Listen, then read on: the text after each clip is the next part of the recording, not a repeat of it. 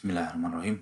Assalamualaikum warahmatullahi wabarakatuh. Teman-teman, di video ini saya mau bagi tips kita menuju 11.11, menuju 11.11 atau Harbolnas atau Big Promo dan lain sebagainya, apalah namanya itu. Karena Harbolnas sendiri nggak tahu siapa yang menetapkan ya, apakah pemerintah gitu atau marketplace. Tapi buat saya Harbolnas itu sebenarnya lebih bukan 11.11, 10.10 atau 12.12, cuman Harbolnas buat saya adalah 20 Ramadan. Nah, mungkin teman-teman yang lain juga merasakan hal yang sama karena memang di Indonesia itu menjelang Lebaran itu luar biasa besarnya penjualan, luar biasa besarnya orang permintaan untuk belanja baju, untuk belanja handphone dan seterusnya itu luar biasa. Oke, itu trivia sedikit. Oke, menuju 11.11 apa yang harus dilakukan? Sebelum apa yang harus dilakukan, teman-teman harus paham dulu apa yang terjadi. Karena nanti tips yang saya kasih itu adalah yang biasa saya lakukan. Mungkin nggak berhasil di Anda, tapi yang terjadi ini sama-sama kita alami. Ini adalah universal truth-nya. Alias teman-teman bisa tarik dari sini, sehingga teman-teman bisa menentukan strateginya seperti apa. Jadi yang terjadi, sepengalaman saya itu, di setiap big promo itu pengunjung naik 50%.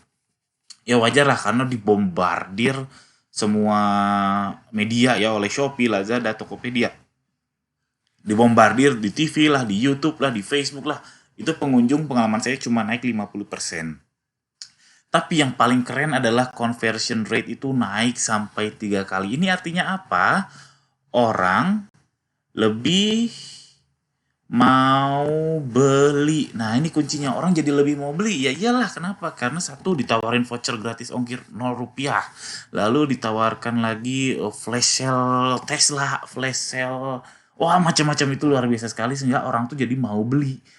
Jadi solusi umumnya sebenarnya adalah retargeting audiens kita di Shopee atau di Lazada atau di Facebook. Karena yang sebelumnya nggak mau beli, cuma lihat-lihat doang, di hari Big Promo, di Harbolnas khususnya 11.11, mereka akan sangat tergugah untuk beli.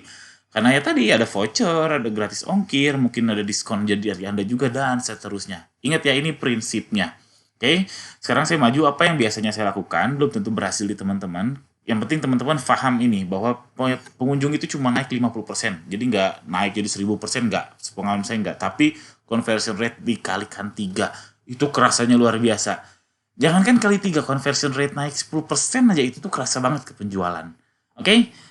Lanjut. Jadi apa yang saya lakukan pertama adalah siapkan stok. Nah, ini banyak yang kurang ngerti ya, sayang sekali karena kita penjual zaman now ini harus ngerti untuk inventory management. Jadi stok itu misalkan teman-teman punya produk A, lalu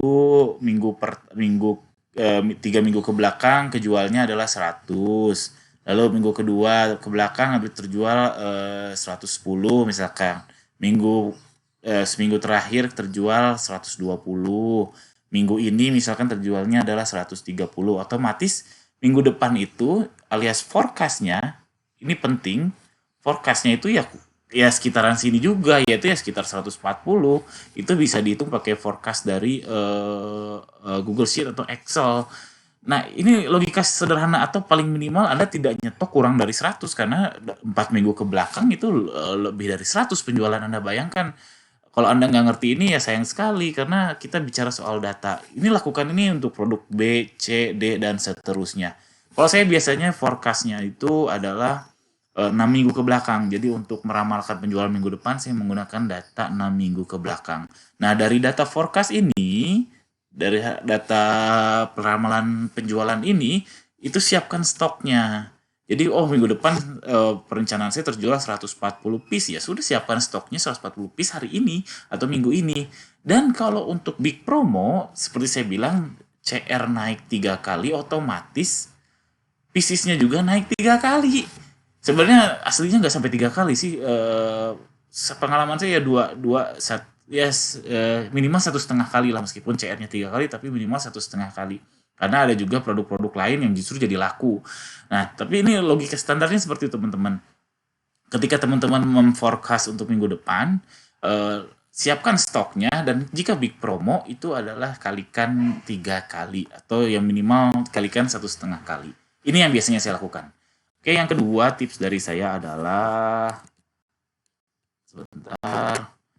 ikuti promo campaign seller center dan dari RM. Nah, ini nggak pakai nego menurut saya. Ini wajib ikut. apalagi kalau dari RM ya, RM tuh kan digaji untuk mau berkomunikasi dengan kita, mereka digaji loh, nggak suka rela. Artinya kan ada sesuatu yang penting yang Shopee inginkan dari RM tersebut. Ketika RM menawarkan sesuatu, kita wajib ikut itu mah, karena ya gimana ya, itu yang punya mall minta ke kita, ya kita harus ngikutin lah. Nanti pasti ada benefitnya, karena si punya mall nggak mungkin hitung kancing kan ngajakin kita ke campaign. Ya campaignnya macam-macam, ada yang diskon 50%, voucher, flash sale voucher, ada lagi beli dua gratis itu, dan seterusnya. Nah, saya paham bahwa beberapa seller ada yang merasa berat ikuti itu karena diskonnya memang gila-gilaan diminta oleh Shopee itu, ya 50% lah, ya 20% lah. Bahkan ada yang 10% juga ngasih diskon, tuh berat buat seller. Nah, ini kuncinya adalah di produk line pricing strategy atau line strategy line up strategy atau pricing strategy. Itu cek di video saya sebelumnya, cek aja, cari produk line strategi atau strategi penetapan harga. Jadi intinya adalah kita harus bikin produk dari berbagai lini pricing. Jadi ada yang marginnya kecil, ada yang marginnya gede. Nah, ketika diminta promo dengan diskon gede, ya kita keluarin aja SKU yang marginnya gede. Oke? Silakan explore sendiri. Intinya poinnya adalah kalau ditawarin ikut campaign atau promo, wajib ikut. Sebenarnya saya ada beberapa kali yang nggak ikut sih, kayak misalkan untuk bayar itu sampai 80 juta, 100 juta, kadang waduh ini nggak masuk nih, secara hitung-hitungan nggak masuk, ya saya nggak ikut. Tapi kalau yang gratis-gratis itu wajib ikut. Yang ketiga adalah, nah, harga terendah 30 hari. Jadi saya pernah nanya ke RM saya, tipsnya gimana sih untuk menghadapi big promo itu. Nah, ini saya screenshotin dari WhatsApp-nya. Ini bisa dilihat, ini kata RM saya adalah, biasanya request-nya lebih rendah dari average harga termurah di 30 hari terakhir. Kalau dari baju Yuli bisa fulfill tidak masalah. Ini artinya adalah si Shopee suka sama harga yang 30 hari terendah terakhir. Jadi kalau teman-teman jualan ya, harganya kan naik turun ya, kadang ada voucher dan seterusnya. Itu cari rata-ratanya dan turunin harganya dari rata-rata itu. Itu gampang, teman-teman tinggal masuk aja ke bisnis saya, lalu cari performa produk. Itu download aja 30 hari terakhir, di situ kelihatan rata-rata harga produk teman-teman. Dan ini nggak boleh ngeyel teman-teman, karena Shopee pasti punya data itu, pasti dia melihat eh, data harga kita 30 hari terakhir, karena mereka datanya di mereka, itu gampang banget ngitungnya. Itu akan otomatis masuk ke algoritma pencarian, entah organik, entah iklan, atau dan lain sebagainya. Ini kata RM saya loh, jadi saya ngikut aja. Jadi kalau teman-teman bandel ya silahkan sih, kalau saya ikut aja. Lalu yang keempat adalah CPAS. Jadi buat teman-teman yang belum pakai FB Ads CPAS. Nah, jadi intinya FB Ads CPAS ini adalah retargeting. Retargeting pengunjung produk kita bukan di Shopee tapi di Facebook atau di Instagram. Yang bayar iklannya kita. Nah, kurang lebih seperti itu. Nah, seperti saya bilang tadi bahwa CR itu kan dikali 3 ya ketika big promo. CR-nya dikali 3, otomatis kita kalau menargetkan orang-orang yang sudah pernah lihat produk kita, mereka akan jadi tambah mau beli. Atau mereka yang tadinya nggak mau beli, jadi tergugah mau beli karena tahu, oh iya sekarang 11-11 pasti ada gratis ongkir, oh iya ada vouchernya, ada diskonnya. Dan sudah umum bahwa membuat orang yang warm market, membuat orang yang sudah kenal dengan produk kita untuk beli itu lebih mudah daripada membuat orang baru. Itu sudah umum. Jadi teman-teman harus paham itu. Ini SIPAS intinya adalah retargeting. Kalau belum, silahkan cek video saya yang lain tentang daftar SIPAS atau pengalaman saya pakai SIPAS. Dan yang terakhir, yang paling pamungkas adalah pepetin boncos. Nah, ini nyambung ke SIPAS tadi. Jadi intinya kalau CR-nya sama dengan 3 kali, artinya orang-orang yang nggak mau beli itu jadi mau beli. Nah, simpelnya gitu, orang yang tadinya nggak mau beli jadi mau beli. Nah, retargeting ini sebenarnya udah disediakan loh oleh Shopee. Jadi seperti kalau teman-teman habis browsing produk, tiba-tiba di homepage ada produk yang baru teman-teman lihat. Nah, itu namanya retargeting oleh Shopee. Itu gratis oleh Shopee. Tapi syaratnya orang harus lihat dulu. Makanya saran saya adalah pepetin boncos iklan Shopee teman-teman dengan budgetnya tuh CIR ya. Jadi budgetnya tuh bukan rupiah tapi persentase. Jadi contohnya seperti ini teman-teman. Ini CIR-nya, ini waktu. Misalkan teman-teman punya budget di sini ya. Kalau saya itu di sekitar 15%. Nah, iklan itu ya naik turun, kalau bisa pepetin di atas. Jadi iklan teman-teman itu kalau bisa pepetin di atas. Di sini jadi kan boncos nih, tapi ketika mau big promo di tanggal 11-11 dia akan turun seperti ini. Simpelnya gitu. Saya akan kasih lihat data saya.